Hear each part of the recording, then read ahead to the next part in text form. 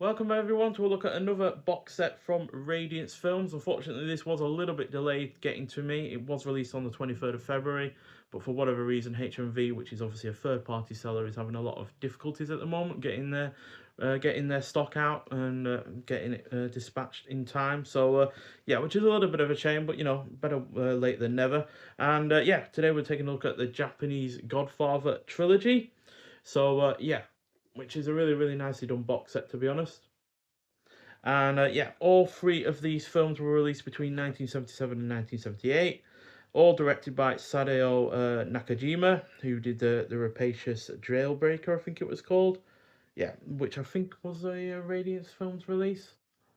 Uh, yeah, it was. So yeah, this is the fourth film we've now had from him, or at least fourth film that I've bought from him for the director from Radiance Films. All three of these are also a world Blu-ray premiere. They're all in the 235:1 aspect ratio, mono sound, and in color as well as being in the Japanese language with English subtitles. So yeah, two cases for the three films. So yeah, the first film has its own case. So this is called The Japanese Godfather, or Japan's Don. I think it's also been known as being called, but I'll call it Japanese Godfather because that relates to the rest of the trilogy overall. So yeah, we get the disc there with the film on its own. And yeah, we get reversible sleeve artwork as well. So I've not seen any of these three films, so I am not sure entirely what I'm getting in for, but I have seen plenty of other Yakuza films from the 70s, particularly from like Kinji Fukasaku. So yeah, it should probably be along those kind of lines, I imagine. Although these do seem a little bit on the longer side of things. So yeah, then we have the second film, which is called Ambition, and then the third film, Conclusion. And yeah, both films also have their own disc, so it's nice to see that all three films have their own disc, rather than cramming two of them onto one.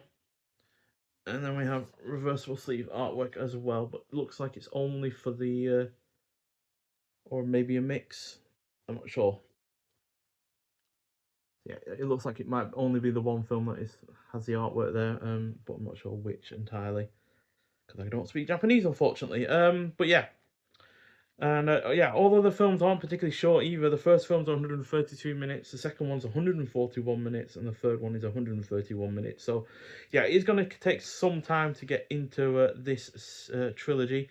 So, as a result, I am going to leave reviewing each of these films until after I've finished the Miyamoto Musashi series. Only got two more in those, so I should probably have a review of the first film of this out on Monday next week or Tuesday at the latest. And then we also get a booklet with this release as well.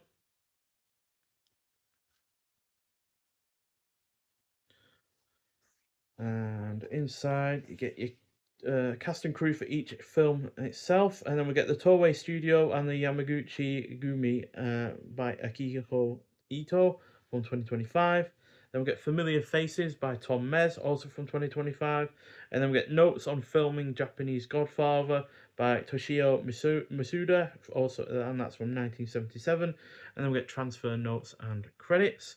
So, yeah, and we also get shots from the film throughout as well. Again, not entirely sure which films are from which, or which shots are from which film, because I haven't yet to see any of these.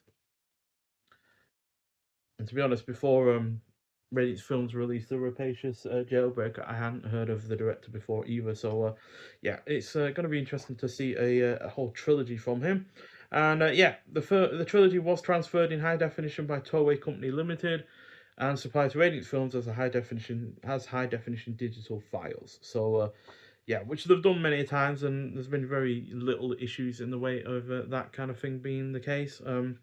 Obviously, I would have liked, in some cases, for some restoration to be done so they look even better than they already are. But yeah, they generally don't look bad at all. And to be honest, you wouldn't even notice that they are just a high definition file rather than having any restoration work done to them.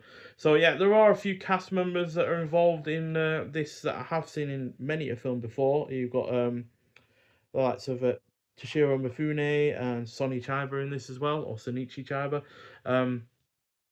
I think there's Bunta Saragawa in this series as well. So yeah, several cast members that I've seen films from before, but yeah, hadn't ever heard of this trilogy before this release, and yeah, like I said, not overly familiar with the director's filmography either. So yeah, really looking forward to diving into this trilogy, especially since it's obviously quite a lengthy trilogy.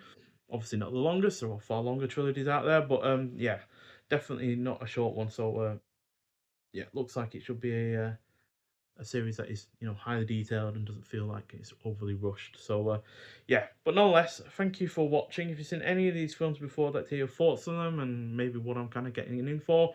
And yeah, like I said, first review first the review of the first film will be out sometime next week, hopefully Monday at the earliest. So yeah, but nonetheless, thank you for watching, and I'll see you in the next one.